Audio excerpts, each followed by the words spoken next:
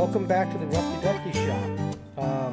As most of you know, this is a place where we discuss cool things that we find at sales, stuff we attempt to make for ourselves and to resell, and other ideas that sometimes go well, sometimes don't.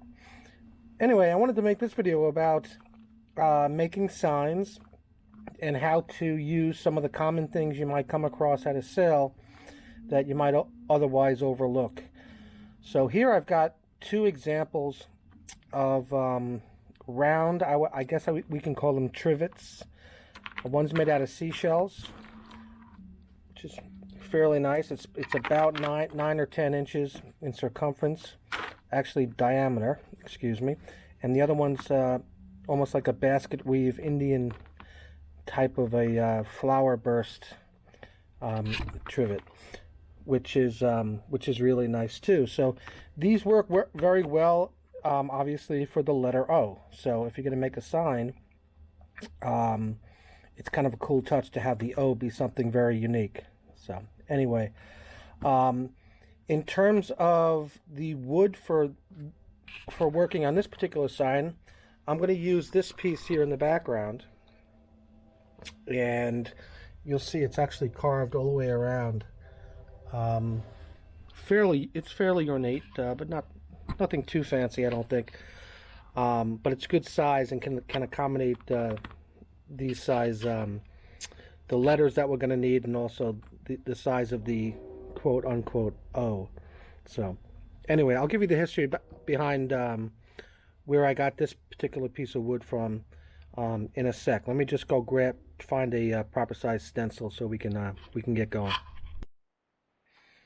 Excellent. Okay, so yeah, the quick story behind this particular piece of wood is that there was a gentleman that was looking to sell a bookcase, and I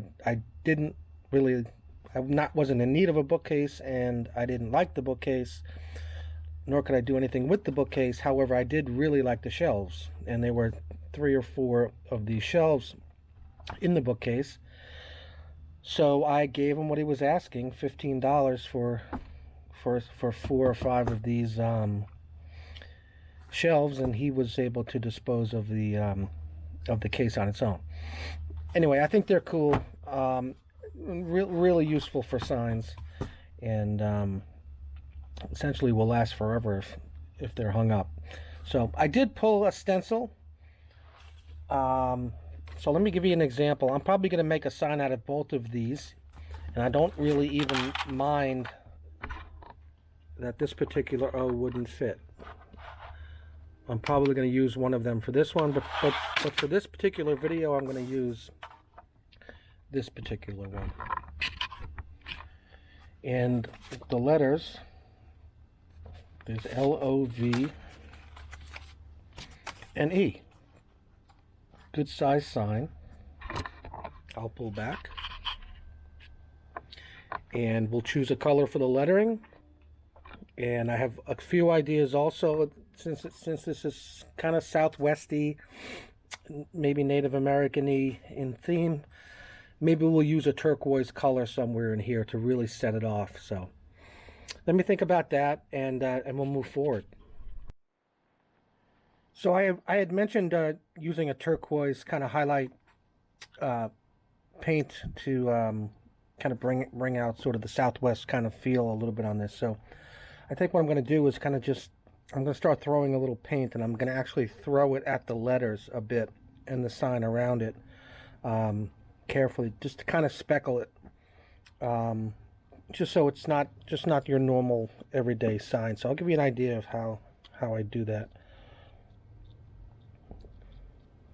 Just load a brush with some paint. You don't want it to be absorbed in or anything. You want it to be able to fly off and and get on the work. So anyway, I'll just show you how I do this. It's really not brain surgery.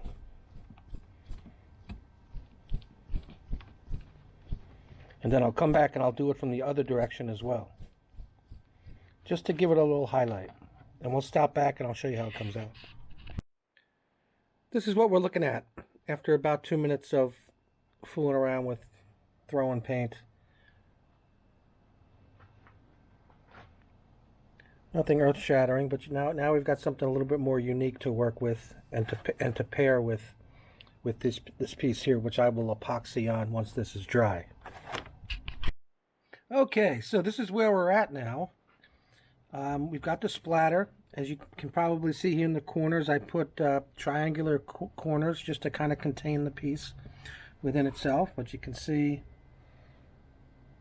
let's see how we did with the splatter and how it looks with the piece. We're all glued on as well, and that's pretty much the sign. Very simple. So let me do a couple of finishing touches and we'll finish up. So that does it. All done. So this project is over. I gave it a glossy clear coat to protect the paint. Also installed, of course, a wire in this case to secure it when it's hanging on a wall or what have you. So, hey, thanks for visiting the Rusty Dusty shop. Be sure to subscribe if you want to, get indications that a new video has been posted. You'll get that when you're on YouTube. So, and you can like it if you like it. If you dislike it, you can do that as well. Anyway, come see us at Remember Yesteryears in Oakdale, New York, on Long Island. It's the largest antique and vintage dealer and jewelry dealer on Long Island. 120 vendors. Great day to spend a great place to spend a part of your day looking at interesting stuff and gifts, especially holidays or otherwise. So, talk to you soon. Out.